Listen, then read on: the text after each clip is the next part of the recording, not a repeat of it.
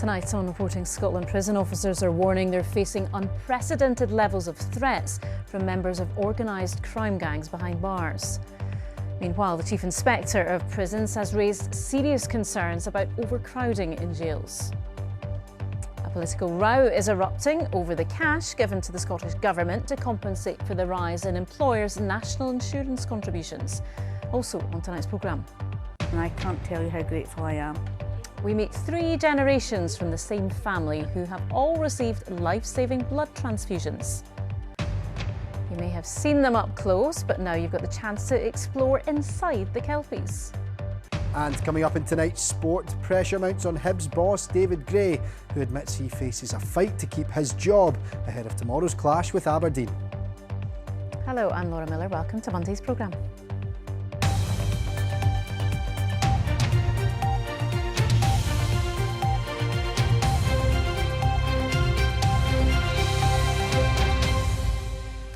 Our jails are over capacity, the prison population this year reaching some of the highest levels ever seen.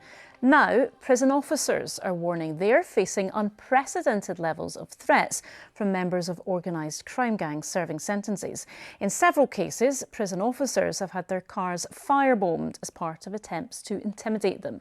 It comes as the Inspector of Prisons found overcrowding remains a serious concern. With more, here's our news correspondent Jamie McIver. Fighting organised crime brings many challenges, and those challenges don't end when the police make arrests. Court cases often need extra security. This was the scene outside one case in Glasgow 6 years ago, and some of those who are jailed may then place an extra burden on prison officers.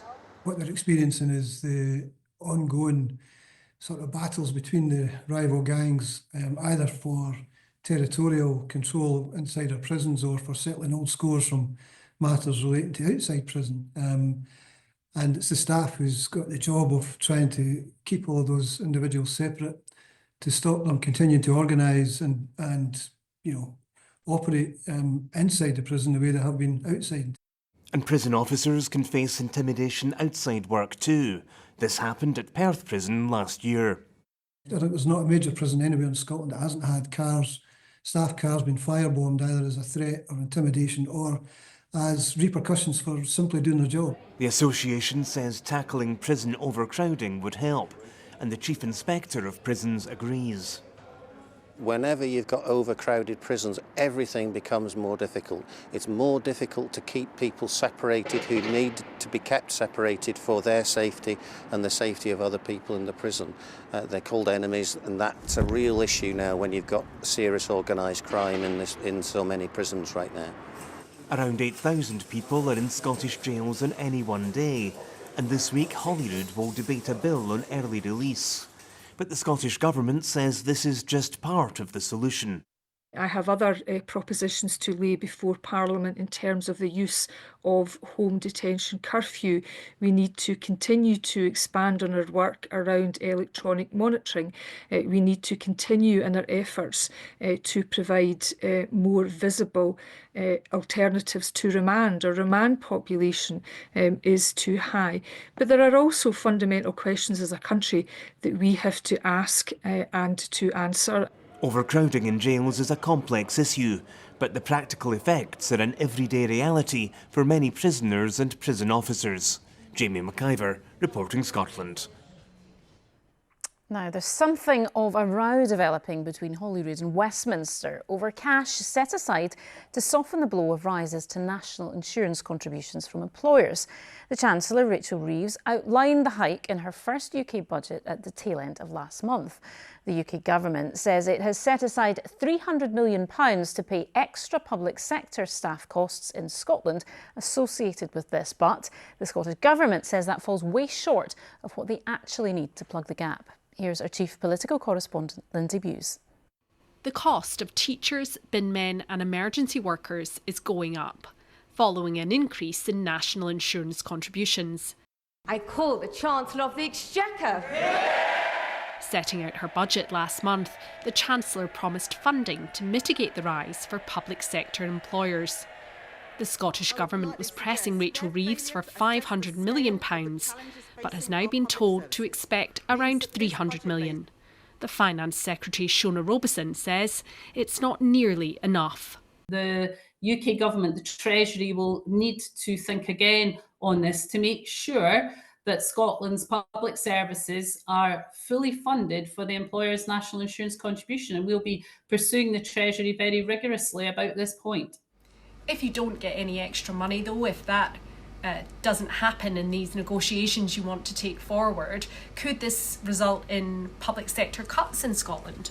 Well, of course, we want to maximise the resources to the front line through our public services.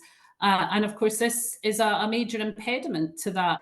But Labour points to billions of extra funding already announced for Scotland.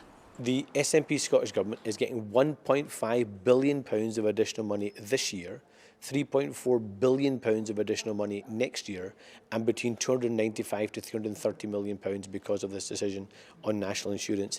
With the UK and Scottish governments at odds over the funding needed, economists say the larger and sometimes better paid public sector in Scotland is a factor. The difference is really because the public sector in Scotland is much larger as part of a proportion of the workforce, and also they're paid a bit better. So basically the Scottish Government are saying this is how much it's going to cost us, and the Treasury are saying, well, this is fair compensation, you know, if the public sector was proportionately the same size as it is in the rest of the UK. The Tories say that extra money will do nothing for private firms hit by increased costs. That will protect the public sector who have been hammered by the NI rise, but what it won't do is protect the private sector, businesses like this who will increasingly find it difficult to hire people. The Scottish Government now has more clarity and perhaps more difficult decisions to make when it sets out its own tax and spending plans at Holyrood next week. Lindsay Bewes, reporting Scotland, Edinburgh. To some of the day's other stories now. And a Chinese tourist who killed a biker who was travelling to fulfil a bucket list wish of touring the North Coast 500 has been jailed for 14 months. 51-year-old motorist Di Huang was driving on the wrong side of the road when she hit Andrew McPherson's bike on the A9 near the House of Brewer in Perthshire on the 23rd of June. She admitted causing the death of the 63-year-old Mr McPherson from Cambridgeshire. Huang was also disqualified from driving for more than 5 years. Singer-songwriter Lana Del Rey has announced a stadium gig at Glasgow's Hampden Park next summer. The gig on the 26th of June will be part of the American artist's biggest ever UK and Ireland tour. Searches are continuing in Stornoway for a teenager who went missing a week ago. 16-year-old Alexander Benga was last seen around 9:15 last Monday morning near the Waterwheel at Lewes Castle. Police want anyone with information to come forward as officers continue to work to identify his movements. Alexander is described as 6 foot 2 inches tall, slim with short brown hair. We're standing here today at around about the time that Alexander was last seen. So we're hoping by doing this that we can possibly jog memories for people that were possibly driving in or out of Stornoway. We would appeal for anybody who might have dash cam footage or private CCTV. Alexander was last seen about 9:15 last Monday in the castle grounds, and we don't have confirmed sightings after that. 3 generations of the same family whose lives were all saved by blood transfusions are urging more people to become donors. The Websters described their story as remarkable, but the National Blood Transfusion Service says stocks have still not recovered to pre-COVID levels. Our reporter Louise Cowie has the story. Baby Isabella will celebrate her first Christmas thanks to Scotland's blood donors. She received an emergency transfusion following complications at birth. Without it, she probably wouldn't have survived. It perked her up enough that they could intubate her, get all the lines into her. You only have a certain amount of time to put them onto this cooling blanket to be able to preserve their organs. And because of the blood that she got well enough to be able to go onto the blanket. The experience brought back memories for both her mum and Gran. Donna received blood after suffering a hemorrhage when giving birth to Lauren. Lauren then needed blood when she was 15 after a Crohn's ulcer led to sepsis. I thought she was going to die. I really thought she was going to die. and she had to have a blood transfusion, and that basically saved her life. And now she's a mum herself. And, you know, I look at Isabella, she's just the light of our lives now. And I think we came so close to losing her. And she's just a joy. Sorry, I'm getting emotional. In our case, it's not just one or two of us, it's three generations that the blood donors have saved. And I can't tell you how grateful I am. There are 8 different blood groups. The Scottish National Blood Transfusion Service aims to keep 5 to 7 days' supply of them at all times. There are currently around 96,000 active donors in Scotland, but new ones are always needed. The service is keen to recruit more younger donors, like these Dundee University students attending a session in the city. What we've been seeing over the last 5 years is about a 50% reduction in the amount of 17-year-olds coming forward. So it's critical that we get university sessions and education sessions into our plan, because these are the donors of the future. Scotland needs 15,000 people to donate blood over the festive season. It's quick, easy, and apart from a small pinprick, it's pain-free. Just one donation can save up to 3 lives. Louise Cowie, reporting Scotland, Dundee. Now, at the age of 31, BBC Scotland journalist Hazel Martin was told she had alcohol-related liver damage. She didn't drink every day and classed herself as a social drinker, but was told if she didn't stop drinking, she could die. Hazel decided to share her story in a new BBC Panorama documentary where she looks at the relationship between young women and binge drinking. From my late teens through my 20s, I enjoyed nights out with friends, but I never believed the amounts I drank could do me lasting damage. At 31, a working mother, I was in for a shock. A blood test for tiredness led to a liver scan. The results revealed my social drinking habits were on the brink of doing permanent damage to my health. In your case, we worked out, we felt this was most likely to be alcohol, and if you continued to drink, then I was worried that you were going to go on and develop cirrhosis of the liver. So the most important thing for you at that time was to stop drinking. I remember walking through this park and thinking, God, I can't believe I've done this to myself. Otherwise fit and active, I mostly only drank at weekends, but it turned out what was normal for me, doctors would define as a binge. Binge drinking, people have a vision of people sprawling out of bars and clubs and, you know, falling around by bus stops. That's not what we mean biologically. What is a binge? So for a woman, it's 6 units of alcohol at one sitting. If you have 2 large glasses of wine, you're at your, and you're a female, you're at your limit. Binge drinking on its own, even with a weekly consumption less than 14 units, will increase your risk of liver disease. Hazel, hi. Here you come. Thank you. For me, abstaining from drink hasn't been easy, but I'm glad I did. Months after my diagnosis, a repeat scan reveals my liver has recovered into a healthier range. Much better. Really? 4.7. You're joking. That's a big difference. I feel incredibly lucky my condition was diagnosed.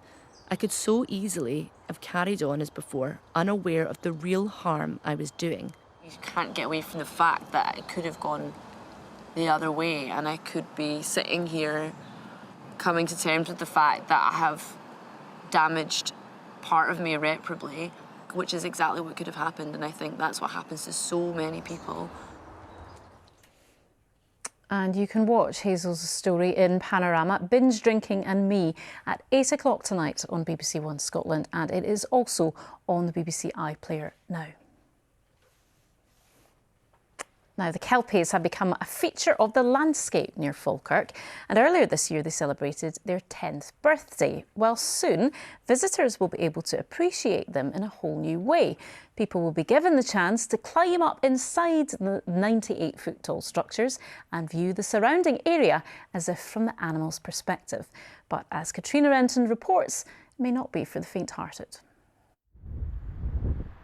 They're one of Scotland's best-loved landmarks. The Kelpies are named after mythological water creatures. The sculptures on the Forth and Clyde Canal represent Clydesdales, the heavy horses that powered the Industrial Revolution. Can he do it without holding on? The Kelpies celebrated their 10th birthday this year. Until now, you could only see them from the outside. By bringing folk in and having them with a guide for the 90 minutes they go round, we can tell them the story of the canals, the history and heritage of the canals, the design of the kelpies, the last 10 years, the money it's brought to the local economy, and also just a real great adventure experience as well. So what better way to find out more about the kelpies than to try the climbing experience myself? So groups of 8 at a time are going to get harnessed up, they're going to get helmeted up, just like yourselves, and they're going to ascend 25 metres right up into the mouth of the kelpies. They're going to do that by a series of platforms that are suspended by cables and rope and cable crossings all the way up, 25 metres high, amazing views out the kelpie's mouth. Each kelpie, we're climbing the one called Baron, weighs 300 tonnes and is constructed from more than 18,000 individual components. A little journey across the nets, and there's a series of nets and ladders lead us all the way into the mouth. And every step of the 25-metre climb brings a new challenge. Wow, I've never done anything like this before, and it's incredible what you can see from up here. I suppose you'd say it's the view straight from the horse's mouth. And what goes up must come down, even if the landing was a bit bumpy. Well, for someone that's scared of heights, I'm astonished that I did it. It's an extraordinary experience, once in a lifetime. Katrina Renton, reporting Scotland at the Kelpies. That looked mildly terrifying, didn't it? Well done, Katrina. Absolutely. OK, sport and another football manager under pressure. Absolutely, Laura. Yeah, the weather wreaking a bit of havoc with the football at the weekend, but there is a bit to discuss in the fallout of it all. Thanks very much. Hello there. Yes, the Hibernia head coach David Gray admits that he faces a desperate fight to keep his job and says they must find a way to beat Aberdeen tomorrow to prove that he can turn around the club's dreadful start to the season. The Easter Road side suffered yet another defeat on Saturday, going down 4-1 away to Dundee. It leaves him rock bottom of the Premiership table with just 8 points from 13 games. Hibs were booed off the pitch by a large section of the travelling support, with many calling for Gray to be sacked. And this is the sort of form that has Hibs propping up the table. No wins in their last 8 games, with 5 defeats in there and 3 draws. Hibs' last victory was on the 14th of September. Just last week, the Hibs board issued a public vote of confidence to the management team, but Gray knows that patience is wearing thin. I'm not going to sit here and expect everything's all right. Of course it's not. I'm not delusional in that respect. It's a difficult moment for everybody. But it isn't going to change for feeling sorry for myself or thinking or start doubting what I'm doing. 100%. I said it after the game as well. Until someone tells me otherwise, I'm going to give absolute everything for this football club, as I always have done.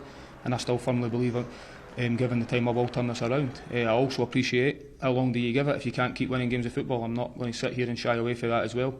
But again, on Tuesday we've got a chance to try and turn that around. Well, in stark contrast, there is no pressure at all on the Aberdeen manager Jimmy Tillene, who's had an incredible start to his spell at Pittodrie, and the Swede says there's no need to panic after suffering their first league defeat of the season. The Dons lost 2-1 to St Mirren in Paisley. Richard Taylor's headed winner was the difference between the sides. They dropped 3 points behind leaders Celtic, who won away to Hearts. And while Tillene was disappointed with the result, his reaction was fairly pragmatic. You know you're going to win some games and sometimes you're going to lose and a draw. We are not alone in the league. It's a lot of good teams, so I don't think it's going to be any impact at all from our behavior or how we our belief, because from day one it's still a long-term process and nothing has changed in that. Still we're not there that is consistent every game. And so we have to keep focus on that and then try to build us a bit stronger every week. Rangers have ended their long search for a new chief executive by appointing this man here, Patrick Stewart, to the role. Stewart, who's from Aberdeen, was previously the interim chief executive at Manchester United and spent 18 years at the Old Trafford club. And he has quite the task on his hands. First of all, results. They haven't been good enough lately. And although Stewart doesn't have the direct influence on players and coaches, he does need to find a way to get Rangers challenging for the Premiership title. That leads us to the current manager, Philippe Clement. Some fans have ran out of patience with the Belgian, who signed a new 2-year contract in the summer. Will he be the man to take Rangers forward? Next, the player trading model. Rangers have admitted that they need to be better at selling players for large profit, which then leads us to financials. The club posted a £17 million loss in their latest accounts. Stewart will be charged with improving that. He starts at Ibrox on the 16th of December. To rugby now, and Scotland coach Gregor Townsend says there's a lot of room for improvement despite being proud of his team's convincing victory over Australia that ended the national team's autumn test series with 3 wins out of 4. Captain Sione Tuipulotu scored the only try of a fairly drab first half, but the game burst into life after the interval. Duran van der Merwe, Josh Bayliss and Finn Russell all crossed the line, while Scotland's defence largely kept the Wallabies at bay. It finished 27 points to 13. The Six Nations begin in February, with fans hoping the national team can end a 26-year wait to win the title. The Six Nations is a different beast, backing that up week after week and, taking it 5 games in a row. I think that's probably the hardest test. We're very happy with the win, but leading into the Six Nations, we've still got things to work on, but it's a great confidence boost leading into the first game. And finally to snooker and the UK Championships, where Stephen Maguire has been eliminated in the first round by reigning world champion Kyren Wilson. The Scot, who won this competition in 2004, put up little fight as he was swept aside by Wilson in just 6 frames. It leaves John Higgins, who plays his first round match tomorrow, as the last remaining Scot. So here's hoping I've got some more positive news on that front. Absolutely. Well, you wouldn't bet against John Higgins, would you? Certainly would not, Laura. Thanks, Lewis. Thank you. OK, now let's go over to Laura McKeever to find out what's happening on the BBC Scotland channel at 9 o'clock. Westminster is set to vote on assisted dying in England and Wales, so we'll ask how that could affect the debate in Scotland. We'll also have more on the surprising news that Andy Murray is out of retirement and set to coach one of his biggest rivals. Join us at 9. To some news that's just come to us, and more than 50 workers had to be evacuated from a North Sea oil installation after it was hit by a supply ship. A leg on the Valaris 120 jack-up rig was hit by a supply vessel in Harbour Energy's Jury Field, 150 miles east of Aberdeen, on Sunday night. Harbour Energy says, as a precaution, 52 non-essential workers were taken to Aberdeen. Now, for most teenagers, the latest tech might be fairly high up the Christmas list, but for Charlie Elphinston, it is all about gifts from a bygone era. The 16-year-old is an antiques enthusiast, having collected hundreds of items which he displays in his own museum at home. He says his passion for antiques has been therapy from chronic pain. Rachel Bell has been to meet him.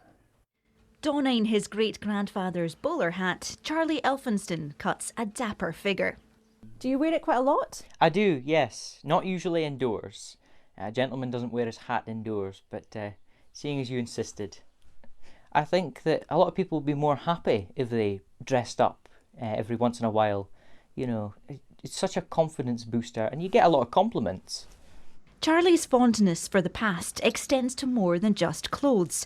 He's been collecting antiques from the age of 10 and has transformed a room in his family's farmhouse into his own museum. I would be going to antique shops, charity shops, all sorts, picking up any antiques I could find. And then later on, Christmases and birthdays, it was just antiques I asked for. Mum and Dad said I could have the conservatory as it's the biggest room in the house.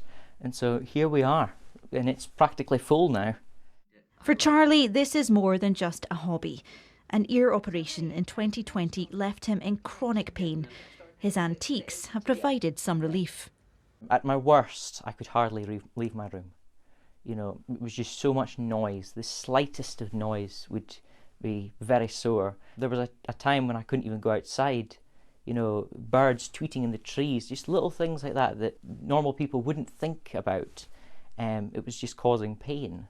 And how are you now? Are you still in pain? Yes, every day. Still in pain, but it's manageable. I'm able to cope with it better than I did. If I'm having a rough time, I'll just go off and I'll start researching something, finding out a bit of history about it, or I'll start sorting through my stamp or coin collections, which can take hours. Charlie shares his extensive knowledge and talks to local community groups, and he's got himself a job at the nearby Antique Centre. He has big plans for his future. I dream to have my own actual museum where I can charge people admission to come in and see the entire thing, and I can tell them about everything. But that is quite a big goal, so I'm just hoping to maybe fill in the gaps with other antique ventures. Rachel Bell, reporting Scotland, Aberdeenshire. Good on Charlie, good luck to him. OK, Judith is here with the weather. Calm after the storm, sort of? Not quite there yet, nearly, but I think this picture here behind us would have been covered in snow on Saturday, so it didn't last for long, did it? But back to colder air later on this week, so don't pack away the big coat yet.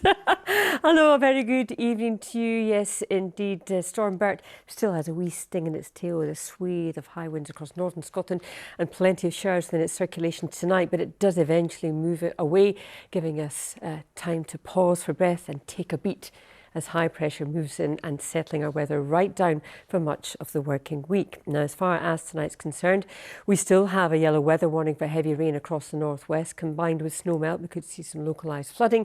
That's valid until midnight tonight, so plenty of showers still to come tonight, especially across northern and western Scotland, with gales in the mix across the far northeast and the Northern Isles for a time tonight.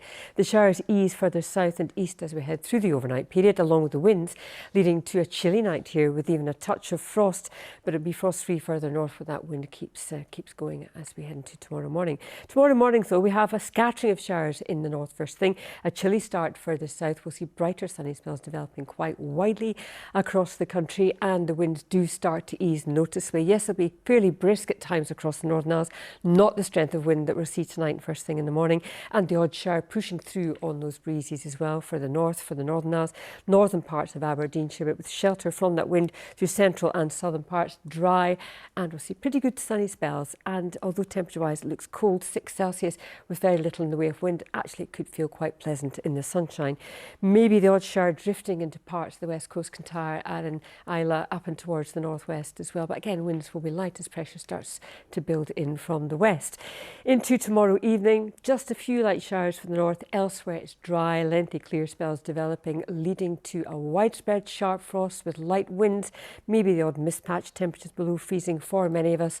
So a chilly start to Wednesday, but high pressure right above us, meaning we see plenty of dry weather, lots of sunshine, maybe the odd shower drifting into the east courtesy of low pressure to the south of the border, and it will feel cold. That's your forecast. Thank you, Judith. Now tonight's main news again. Prison officers are warning they're facing unprecedented levels of threats from members of organised crime gangs behind bars. And the Kelpies will soon let visitors appreciate them in an entirely new way. People will be given the chance to climb up inside the 98-foot tall structures near Falkirk and view the surrounding area. There you go then. I will be here with your late news around 10:30 tonight. Until then, from everyone on the team, enjoy your evening. Good night.